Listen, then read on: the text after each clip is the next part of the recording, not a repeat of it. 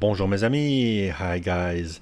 I am quite excited to show you the brand new Tudor Black Bay GMT SNG Steel and Gold, one that has been dubbed obviously the root beer because of the color of the bezel.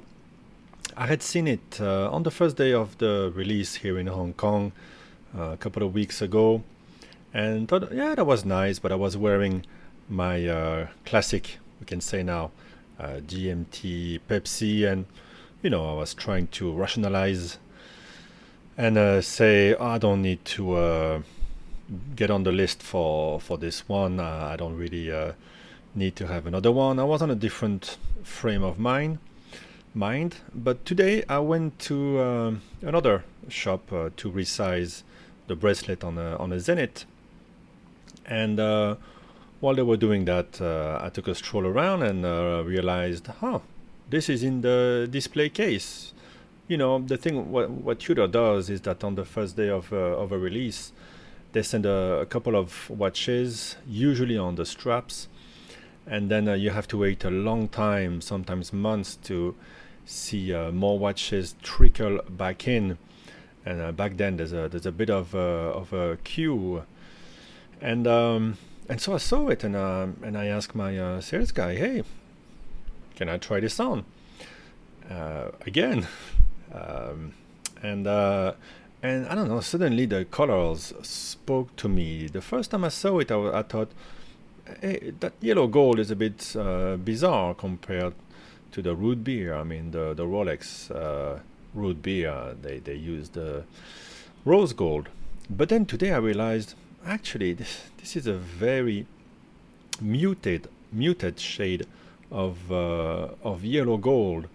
I mean, if you want me to grab something actually yellow next to it, this looks like a rose gold. And if you have a bit of a tan like me, I just went to the beach. If you are a dark-skinned kind of guy, this is gonna marry great with the skin. And yeah, I feel like it's not as it is advertised as yellow gold, and so we have solid gold here on the bezel and on the end link. The rest is a wrapped gold.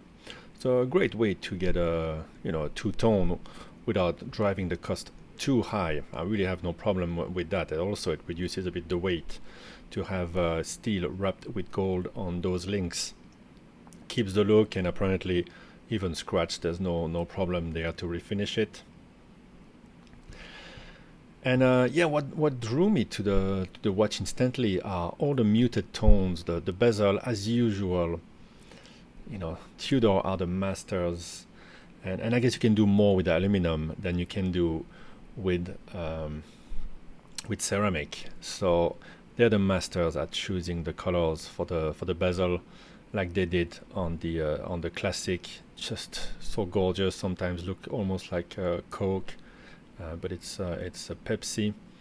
Better colors than Rolex, more pleasant, and even the dial itself. Hopefully, it will translate on the video. It is slightly faded, like you have on the Black Bay 58. I don't know if it's the exact same fade, maybe a bit more fade, sort of vintage fade than the 58. But yeah, not as I think this one, the GMT, is a bit more black. Now, other difference you're going to see, obviously, is that the lume here is white. The lume on the 58 was quite yellowish but pleasant, and the lume here is in between, a bit closer, as I guess, to the ceramic. Maybe one shade apart. Slightly more yellow, slightly wider on the ceramic, which, by the way, is my favorite Tudor. It's just so unique. I've been wearing it a lot, and as you can see, it's just like new because it's ceramic. Really a bulletproof watch, unless you really drop it on concrete. Anyway, what I like is really how everything is, all the tones really integrate really well, and for once the golden tones marry with the spirit of the watch. Some people were maybe bothered by them on the Black Bay 58, in which they had used steel tones. I like it. I like it very much.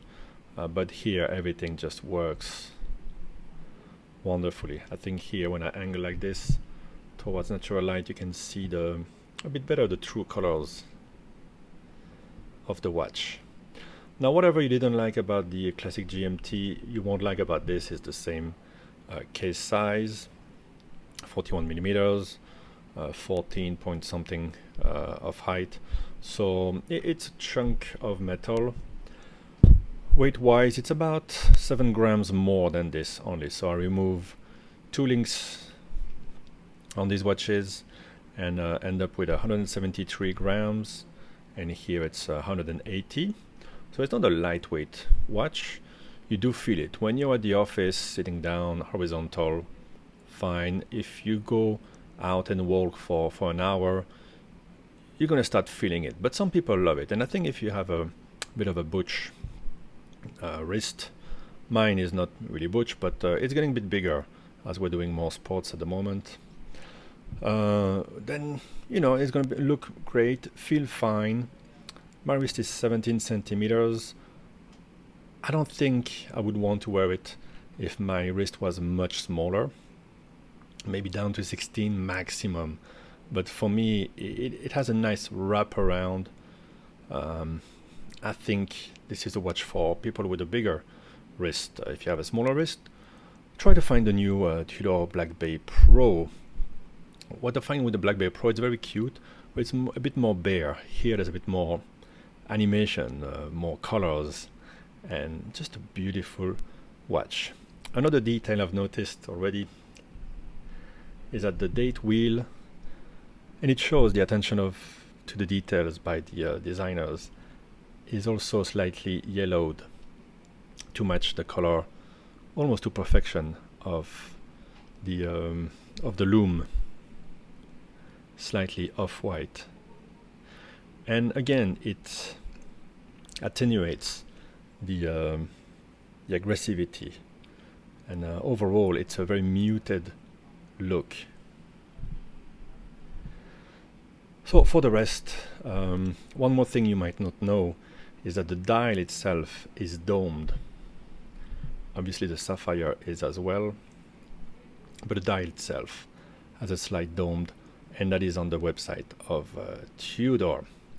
The bezel feels great on those watches, and it has 48 notches, so you can go to the half-hour intermediates. Especially useful if you were to track maybe an Indian, a time zone in India. Some of them are in half-hour increments.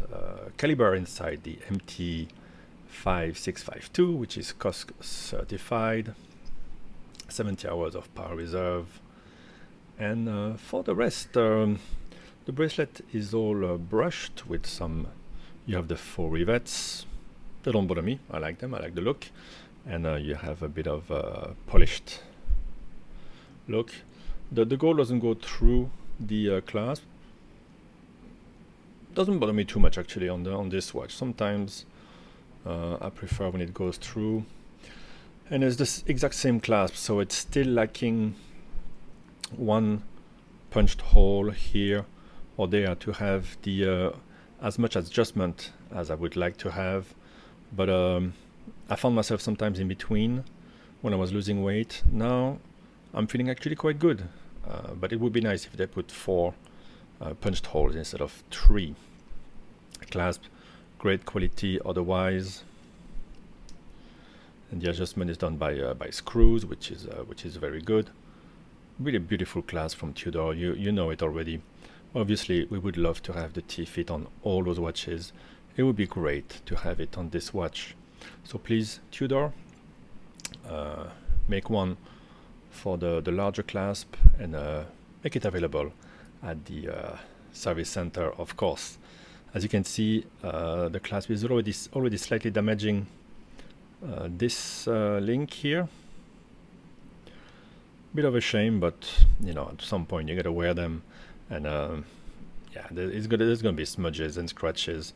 I can always I have two links removed, so I can always change one whenever needed.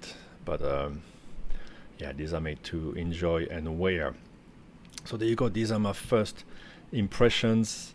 I mean, on the classic GMT, you have the GMT hand in red. Here, all the hands have that golden hue, that gilt finish. But at night, it's easy to find a GMT because it goes all the way. It's one of the qualities of these Tudor watches. It goes all the way to the end of to the edge of the dial. The lume looks to be green in tone. And I think if I remember well, the lume here has a slightly different shade. Let's see. Lume there. And let's compare again. There you go. No, yeah, it's the same lume, I think. I think the lume on the Black Bay Pro is different. I think it's blue. I'm not sure. I think I remember having that conversation in one of the Tudor shops. I think the Black Bay Pro. Although, no, I might be wrong there. I'm not sure what I compared to. Anyway, not very important. So you have 3 snowflake hands. Again, some people don't like it for some reason. I like it. It doesn't bother me. Maybe at night you'll have a slight confusion. I'm not sure how, because the hour hand is much bigger than the GMT, and you have the running seconds. Can't really easy to tell them apart, even in the night. And you have the rose motif there in relief in the crown, which is full gold. So there you go, guys. Let me know a bit what you think about this one. Does it surprise you in any way? I think it's an interesting move by Tudor. It's good looking watch for the summer and for and after that. Looking really smart. Really loving those toned down tones, colors on the watch. And which one do I prefer? I really like both. At the moment, it's equal. It's fun to have the new one, something a bit different. It's also great to be able to add, even if it's not very yellow, that gold, add yellow gold to my collection, which didn't have any yellow gold. I can show you compared to rose gold from not from Rolex, but from Patek. And you see what I mean. It is almost the same as the rose, right? It really doesn't strike me as a yellow gold. But there you go, guys. These are my first impressions. Hope you've enjoyed this review. Let me know what you think about the watch. Are you looking to get one yourself? I think it won't be too hard to find, although it is new. I think people are used to the GMT. These ones are easy to find in any shop now. There's a premium to pay on this. It's not too much, but the price is a bit higher. It's 42,000 Hong Kong dollar against the around 30,000 of this one. So it's a bit more than 25% more. But you do get a decent amount of gold. Well, it's grams really, if that, not much. But I think it is worth the premium to have something a bit different. And yeah, I think they won't be too hard to find, because two-tone and the GMT format a bit bigger is not for everyone. It restricts the public. But if you have a reasonable wrist size, do consider it, especially because I'd love to have the root beer from Rolex. I think it's my favorite, but just very difficult to get at the moment. So, and I didn't really buy this as a consolation prize. I just bought it because I thought it looked cool. I like how Tudor mixes some vintage qualities with the modern build, and gives you a look that you can't really get anymore from Rolex. They can't go back in time, and yeah, the new GMTs are very bombastic with big numbers, big numerals.